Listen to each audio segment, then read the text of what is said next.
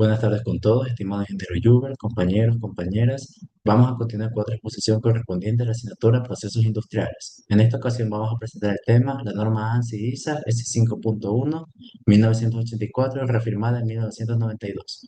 Esta norma está relacionada con la forma en que se identifican y representan los instrumentos utilizados en los procesos industriales, especialmente los sistemas de medición y control. Somos el grupo número 8, conformado por mi persona, Nicolás Alejandro H. Reyes, mi compañero Steven José Montenegro García y mi compañero Eddie Alejandro Velázquez Delgado. A continuación daremos inicio a la exposición con una breve introducción del estándar y su importancia dentro del área de los procesos industriales. Bien, para empezar es importante entender que esta norma forma parte de los estándares desarrollados en el campo de la instrumentación industrial. ANSI hace referencia al Instituto Nacional Estadounidense de Estándares, mientras que ISA está vinculada con la instrumentación, automatización y sistemas de control.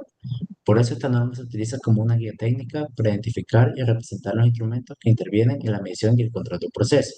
En una planta industrial existen muchos instrumentos trabajando al mismo tiempo. Algunos permiten medir variables, otros muestran información al operador, otros transmiten señales y otros ayudan a controlar el comportamiento del proceso.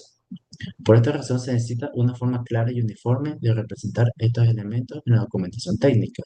Si cada empresa o cada persona usara una simbología diferente, la interpretación de los planos sería más complicada y podría generarse errores de diseño, operación o mantenimiento. La importancia de esta norma está precisamente en que ayuda a manejar un mismo lenguaje técnico. No se enfoca en explicar cómo funciona internamente cada instrumento, sino en establecer cómo debe ser designado, identificado y representado dentro de los sistemas de instrumentación. Esto facilita que ingenieros, técnicos y operadores puedan interpretar la información de una forma más ordenada. Y la norma ANSI ISA S5.1 permite estandarizar símbolos e identificación dentro de los sistemas de medición y control. Esto quiere decir que la norma establece criterios para que los instrumentos no se representen de forma improvisada, sino mediante una identificación común. En procesos industriales, esta uniformidad es importante, porque los sistemas suelen tener varios instrumentos conectados entre sí y cada uno cumple una función específica dentro del proceso. También se aplica directamente en la medición y control de variables industriales. En cualquier proceso productivo no solo se necesita que los equipos funcionen, sino también conocer qué está ocurriendo dentro del sistema. Y para eso se utilizan instrumentos que permiten medir condiciones como la presión, la temperatura, el nivel o el flujo. A partir de esta información, el proceso puede mantenerse dentro de condiciones adecuadas de operación. Además, esta norma facilita la lectura de los diagramas P&ID, que son los diagramas de tubería e instrumentación. Estos diagramas son muy utilizados en ingeniería de procesos porque muestran la relación entre equipos, tuberías, válvulas e instrumentos. Entonces, al existir una simbología estandarizada, la interpretación del diagrama se vuelve más clara y se reducen confusiones. En pocas palabras, esta norma permite que la información técnica sea más entendible para las personas que participan en un proceso industrial, ya sea en el diseño, la operación, la supervisión o el mantenimiento. En cuanto al propósito y alcance, la norma busca establecer un medio uniforme para asignar instrumentos y sistemas de instrumentación utilizados en medición y control. Esto significa que su propósito principal es ordenar la manera en que se nombran y representan los instrumentos dentro de la documentación técnica. Para ello, la norma propone un sistema de asignación que incluye símbolos y códigos de identificación. Estos elementos permiten reconocer la función del instrumento y su relación con el proceso sin necesidad de explicaciones extensas en el plano. Un punto importante es que la norma también reconoce que no todos los usuarios tienen las mismas necesidades. Las empresas, plantas o proyectos pueden tener diferentes formas de trabajar, dependiendo del tipo de proceso, o también del nivel de automatización o la complejidad del sistema. Y por eso el estándar permite métodos alternativos de simbolismo, que permiten que se mantengan coherentes con los objetivos de la norma. Esto le da cierta flexibilidad al estándar, es decir, que no se trata de imponer una única forma rígida para todos los casos, sino de permitir que la simbología pueda adaptarse cuando sea necesario sin perder claridad ni orden técnico. También se debe tener en cuenta que los símbolos de equipos de proceso como bombas, tanques o tuberías no forman parte principal de esta norma. Estos pueden aparecer en los diagramas, pero solamente para ilustrar la aplicación de los símbolos de instrumentación. La norma se concentra principalmente en los instrumentos y en los sistemas relacionados con la medición y control.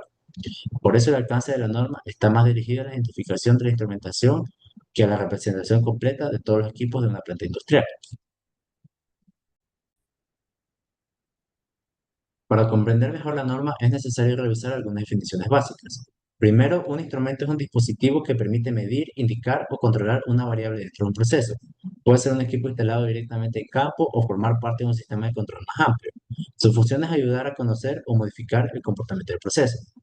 Luego tenemos la variable del proceso, que es la condición que se mide o se controla. Entre las más comunes tenemos la presión, la temperatura, el nivel y el flujo. O también puede ser el caudal. Estas variables son importantes porque permiten saber si el proceso está funcionando dentro de los rangos esperados. Si una variable se sale de control, puede afectar la calidad del producto, la eficiencia del sistema o incluso la seguridad de la operación.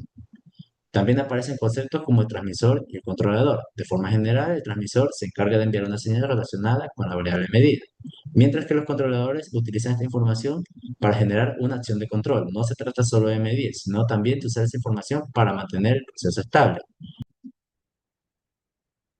Otro aspecto que considera la norma es la ubicación del instrumento, ya que un instrumento puede estar instalado en campo, en un panel o en una sala de control. Esta diferencia es útil porque permite saber si el instrumento está físicamente cerca del proceso o si la información se visualiza desde un lugar centralizado. Estas definiciones ayudan a comprender por qué la norma es necesaria, ya que no basta con tener instrumentos instalados. También es importante saber cómo identificarlos correctamente y cómo representarlos dentro de la documentación técnica. Y ya mostraremos más ejemplos más adelante. Doy paso a mi compañero. Bueno, antes de entrar a hablar sobre la estructura de un código, voy a hablar sobre las áreas de aplicación que tiene esta norma. La norma tiene un alcance sumamente alto porque es la columna vertebral en industrias como son la petroquímica, generación de energía, farmacéutica y tratamiento de aguas. Es de aplicación obligatoria en entregas técnicos esenciales de ingeniería como son los diagramas.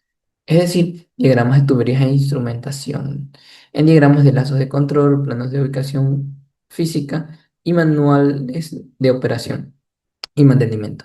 Además, juega un rol muy crucial en la seguridad de planta, facilitando un análisis de riesgo ágil y seguro.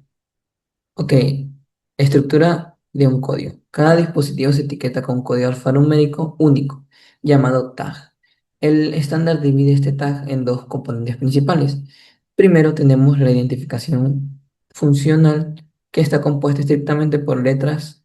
Estas letras indican la variable que el instrumento está midiendo, la variable inicial, y qué es lo que hace con ella la función pasiva o activa. Segundo, la identificación del lazo compuesta por números. Esta secuencia numérica asocia el instrumento a una sección o malla de control lógica dentro de un proceso. Bueno, tenemos la identificación funcional, que el primero pilar es el identificador funcional. Este componente se compone de letras y su posición es crítica para definir el significado, que es algo que ya expliqué brevemente. La primera letra siempre se reserva para indicar la variable medida o variable inicial del proceso. Por ejemplo, si el sensor está en contacto con una tubería de agua caliente, la primera letra será la T. De temperatura, si mide la fuerza en un tanque de gas, será la P, que significa la presión. Las letras sucesivas actúan como modificadores o indican la función del instrumento. Aquí definimos qué hace el equipo con esa variable. Si simplemente la muestra visualmente al operario, usaremos la letra I de indicador. Pero si se procesa la información para tomar una decisión de control, utilizaremos la C de control.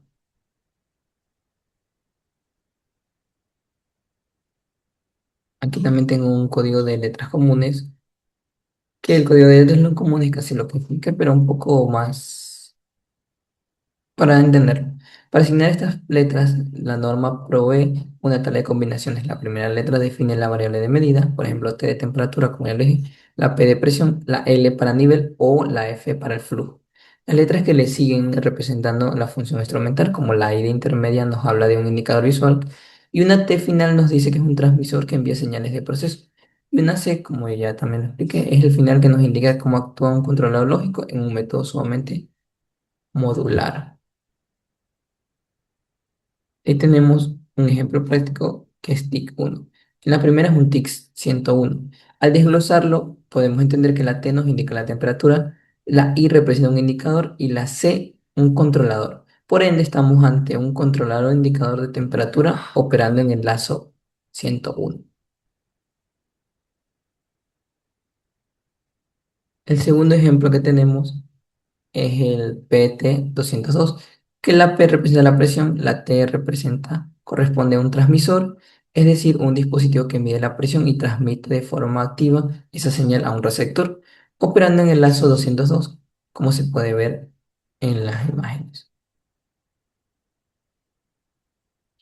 Muchas gracias. Voy a hablar acerca de los símbolos y líneas de conexión. Señal eléctrica se representa como una línea continua cruzada por trazos diagonales. Es el estándar para señales análogas y digitales en un sistema de control electrónico. Señales neumáticas, identificable por una línea continua con pequeñas curvas o paréntesis que la cruzan. Se usa principalmente en dispositivos que dependen de aire comprimido para su actuación.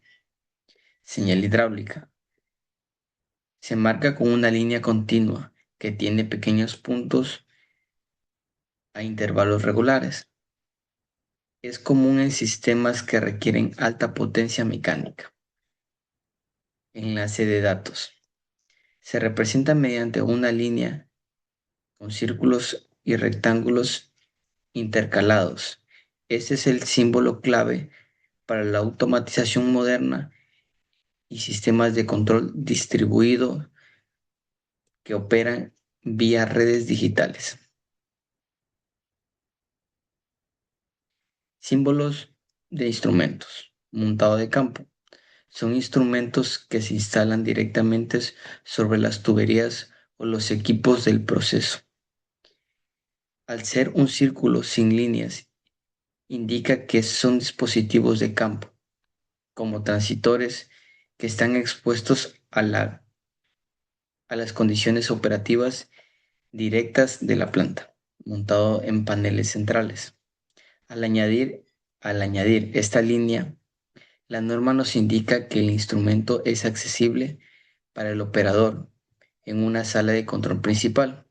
Esto es crítico para la seguridad, ya que permite monitorear y accionar el proceso de forma remota, sin necesidad de estar físicamente en el área de riesgos. Sistema de control distribuido. Este es el estándar de la automatización moderna. El cuadro que encierra el círculo nos comunica que la función de control no reside en un equipo físico independiente, sino en un sistema computarizado que gestiona múltiples variables de manera centralizada y lógica. Ejemplo, medición. Primero tenemos un transmisor de temperatura de TT101 montado directamente en campos sobre tuberías de salida del flujo caliente. Transmisión. Este instrumento envía la información a través de una línea de señal, que en este caso es eléctrica, hacia el controlador. Control. La señal llega al TIC 101, un controlador indicador de temperatura situado en el panel de control, donde se procesa la variable frente al valor deseado. Acción. Finalmente, el controlador envía una señal de actuación a la válvula TB101, lo cual abre o cierra el paso de vapor para ajustar la temperatura según sea necesario. Conclusión. La síntesis visual. A través de la identificación funcional, asignamos un código alfanumérico único de cada instrumento. Además de la geometría de los símbolos, nos indica la ubicación y la accesibilidad del operador, mientras que el estilo lineal define exactamente el tipo de señal de comunicación que utiliza el sistema. Impacto en la ingeniería. Aplicar este estándar nos otorga una consistencia global, creando un lenguaje técnico universal entre ingenieros y operadores. Este se traduce en una mayor claridad en el diseño, lo que permite obtener precisos y fáciles de interpretar. Fundamentalmente, esto facilita la operación y el mantenimiento, permitiendo una localización y diagnóstico de fallas mucho más eficientes, además de asegurar el cumplimiento normativo que garantiza la calidad y seguridad del proyecto bajo estándares internacionales. Gracias.